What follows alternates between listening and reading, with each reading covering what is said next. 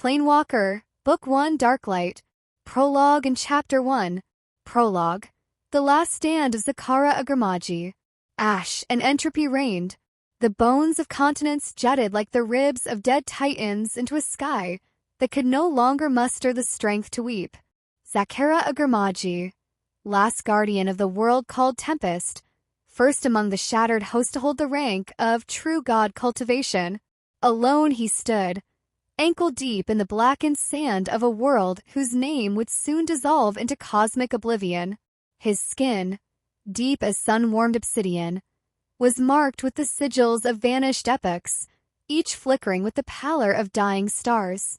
His celestial blade, all that remained of the arsenal of the celestial emissaries, hung heavy in his hand, slick with his own blood and the viscous ichor of the final dimensional beast.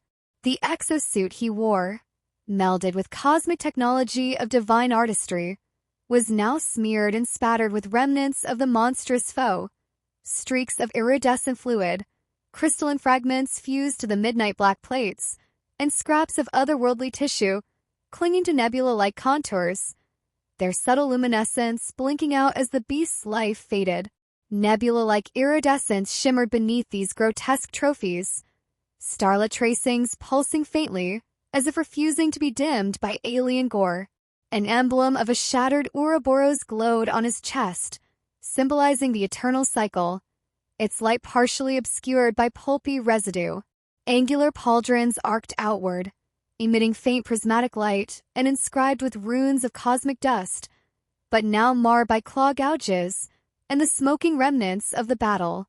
A belt of miniature black holes at his waist enables self-repair and spatial warping.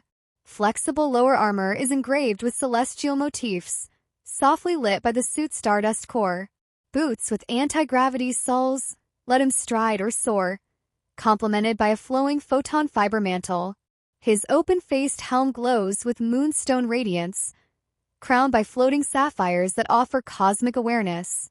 Altogether, the suit blends grace, resilience, and celestial beauty, a true masterpiece of the celestial emissaries.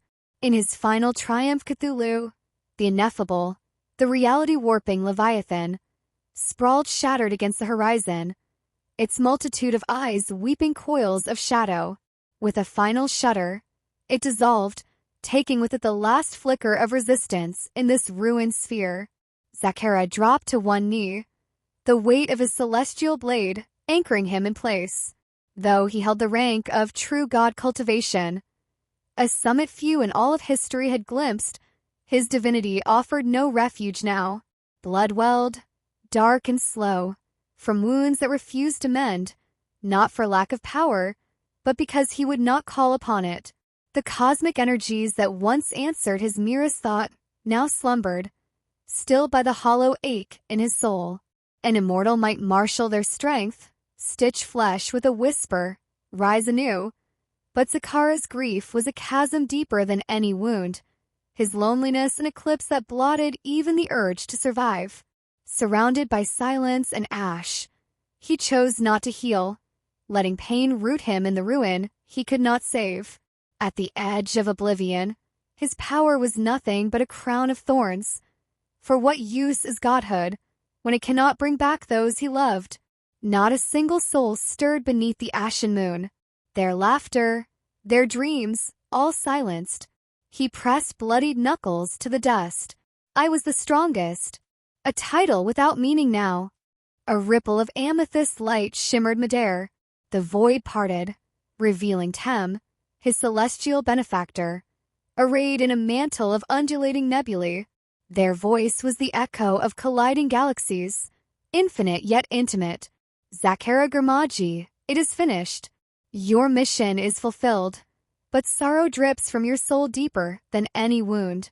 What is it that you seek, now that all is ash? Zakara's eyes, fierce and ancient, met the ineffable vastness of Tem. I wished only to save my world, to shield those I loved from the claws of annihilation. Power, what use is it wielded alone?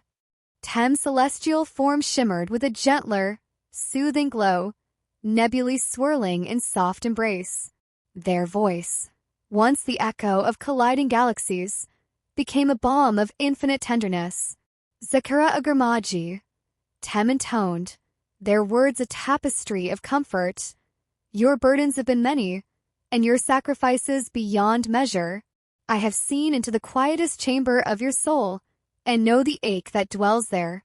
Even now, you ask not for glory or reprieve, but for the restoration of those you held dear.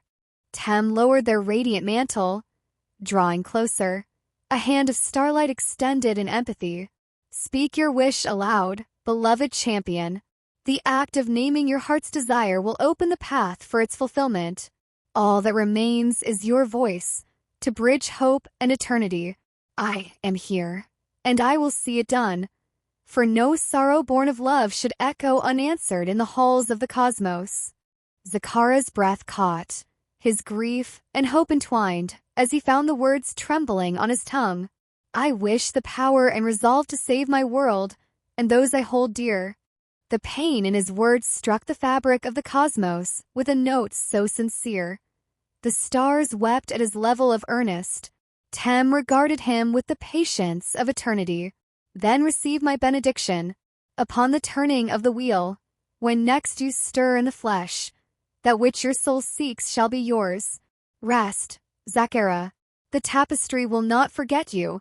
The world around him shuddered, the void folded, and in the quiet between dying and becoming, Zakara's sorrow was carried away on celestial winds.